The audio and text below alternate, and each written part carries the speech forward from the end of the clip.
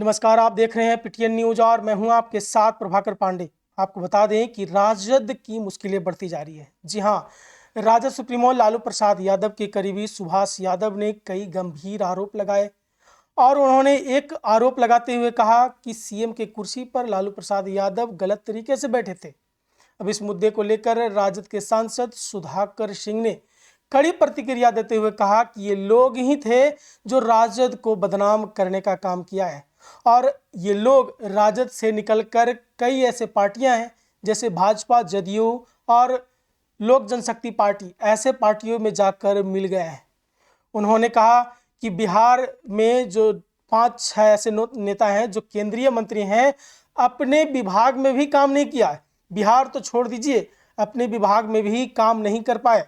उन्होंने सीधे तौर पर नाम लेते हुए कहा है कि चिराग पासवान हो, चाहे ललन सिंह हो, चाहे जीतन राम मांझी हो, ऐसे लोग सिर्फ मंत्री पद लिए, अपने विभाग में कोई काम नहीं किए। इस तरह की बातें कहते नजर आए।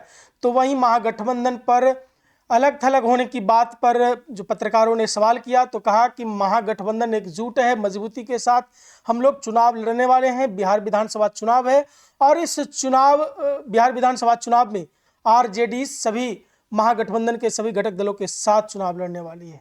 और कई मुद्दे को लेकर क्या कुछ कहा है सुधाकर सिंह, ये वीडियो देखें। हम लोग इस मामले में बहुत स्पष्ट राय है। महागठबंधन में सब लोग मिल करके लड़ेंगे, एक साथ लड़ेंगे। संख्या महत्वपूर्ण नहीं है। हम 243 लड़ेंगे, 243 जीतने के लिए हम नीति बनाएंगे। इसमें कहीं कोई संख्या का सवाल नहीं है।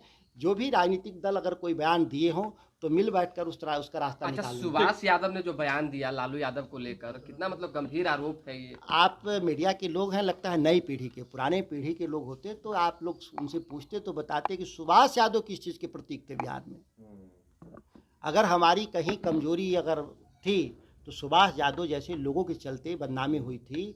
और वो बदनाम लोग जो हम लोग को बदनाम किए, राष्ट्रीय जनता दल को, वो सभी बदनाम लोग या तो जनता दल यू में है, या भाजपा में है, या लोजपा में है, या उस तरह के दल जो एनडीए की तरफ आज दिखाई दे रहे हैं। वो कहते थे लालू यादव के कहने पर काम करते थे। उनके किसी बयान का आज के दिन क्या अर्थ निकल रहा है? यह बयान तो उस दिन भी दे सकते थे सुभाष जी, जिस दिन लालू जी के साथ थे। और पूरा बिहार जानता है उनके बारे में, उनके स्वभाव के बारे में और उनके कैरेक्टर के बारे में। चंद चीज़ों के लिए बिक जाना, ये भारतीय जनता पार्टी के जो ईडी वाला जो वॉशिंग मशीन है, उसमें जाने के बाद सबके बयान बदल जाते हैं। तो ये सुभाष यादव का कोई बयान में अतिशयोक्ति नहीं है। वो ईडी और सीबीआई कहीं खोज रही होगी तो उनके बयान इस तरह के आ रहे हैं।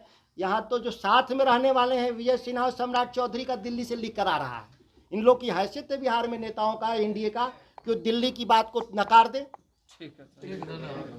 और उसमें कब आप शामिल हो रहे हैं? यात्रा के हम साथ हैं। हमने समय समय पर जहां ज़रूरत है हम लोग यात्राओं में शामिल होते हैं। और दूसरी बात यह है कि यह बदलाव की यात्रा है। हम एक वचन के आधार पे हम लोगों के बीच जाते हैं। आपने पिछली बार भी देखा था कि कमाई, दवाई, सुनवाई और कार्रवाई की सरकार हम बनाएंगे। और 17 महीने की सरकार में हम लोगों ने उस वचन पे कायम रहा।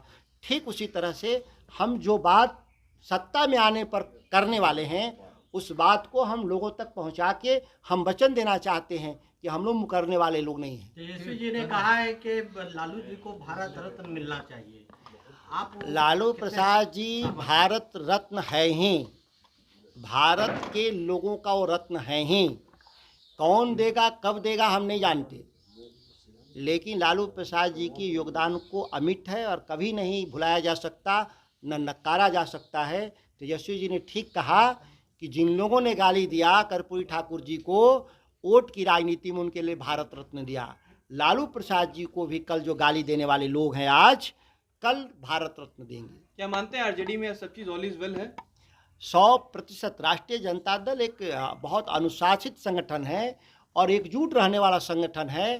और हमारे जितने भी विषय होते हैं वो पार्टी फोरम पर ही तय कर लिए जाते हैं। उसके लिए किसी को बाहर जाने की आवश्यकता नहीं है। पिता की नाराजगी क्यों नजर आ रही है? आपके पिता जो है वो नहीं आ रहे हैं प्रदेश अध्यक्ष के तौर पर। आप एक बात को ठीक से समझें।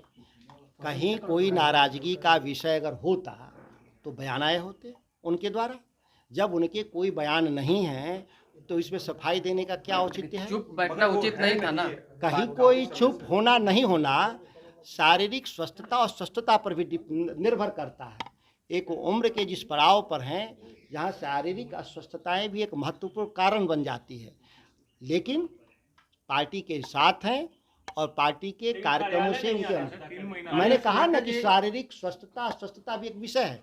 और कई बार ये बात सवाल आप लोगों ने सीधे उनसे पूछा है।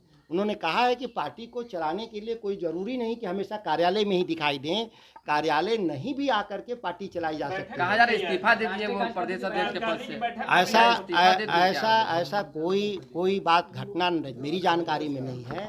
और कोई इस तरह की बात अगर जो आपने कहा जो उसके बारे में राष्ट्रीय अध्यक्ष जी अधिकृत तौर पे बता सकते हैं कि कोई नई बात हुई होगी। मेरी जानकारी में ऐसा कोई बात नहीं है। सुधाकर जी, कांग्रेस इस तरीके का बयान मुख्यमंत्री के, देखिए जिस तरह की जो घटनाएं हुई हैं पूरे देश स्तर पे आप देखें, केवल कुंभ के भीतर ही नहीं, दिल्ली से लेकर के पटना तक, आप इस बीच में जितने भी आप मध्य प्रदेश तक सड़कों पे जितनी दुर्घटनाओं से जो मौत हुई है और वहाँ पे रेलवे स्टेशन पे मौत हुई है और वहाँ डूब के जो मौत हुई है वो काउंटलेस है, इसका कोई अंदाज़ा नहीं है।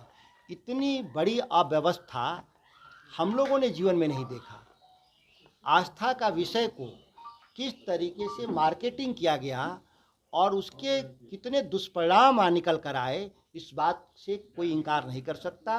ममता जी ने जो बयान दिया है उसके संदर्भ स्पष्ट वही कर पाएंगी, लेकिन दुर्व्यवस्था और मौत को स्वीकार नहीं किया जा सकता। सुधाकर जी, लेकिन आस्था के विषय को काउंटलेस कहा, जो घटनाएं हुई संख्या छुपाई गई सरकार की तरफ से, जो घटनाएं में पार्लियामेंट के भीतर हम लोगों ने जवाब मांगा कि आप संख्या तो बता दें कितनी मौतें हुई हैं। आज तक पार्लियामेंट के भीतर प्रधानमंत्री के भी वक्तव्य आए और सरकार की तरफ से कई वक्तव्य आए, उसमें कोई जिक्र नहीं। लेकिन आस्था के विषय को फालतू कहना भी तो सही नहीं है। लालू यादव ने जो कहा, महाकुंभ को फालतू बताया, व्यवस्था को फालतू कहा। देखिए थोड़ा सा टंग स्लिप था। किसी भी धार्मिक आस्थाओं से हम अलग नहीं, लेकिन जो अव्यवस्था था उस पर हम आंख मूंद लें एक राजनीतिक दल के तौर पे और नेता के तौर पे, यह भी एक दुखद विषय है। अगर अव्यवस्थाएं हैं तो शंकराचार्यों तक ने इस बात को कहा, ऐसा नहीं कि केवल लालू प्रसाद जी ने कहा। इस देश में सैकड़ों लोगों ने कहा अव्यवस्था स्वीकार नहीं है। आप देश के रिसोर्स का, आप पैसे का इस्तेमाल हुआ है मेला के प्रबंधन में, वो पैसे का हिसाब मांग देश की जनता चाहती है कि आप जो पैसे लिए, जिस तरह से ट्रेनों में लद कर जा रहे हैं, लद कर आ रहे हैं, सड़कों पर 12-12 घंटे तक 24-24 घंटे तक जाम में फंसे हुए हैं, लोगों के लिए पानी और चाय की व्यवस्था नहीं है। अगर आप जाएंगे, इसमें से पता नहीं कितने लोग गए कि नहीं गए, अगर आप लोग जाते तो आप अपने से अनुभूति करते कि किस तरह से अव्यवस्था है।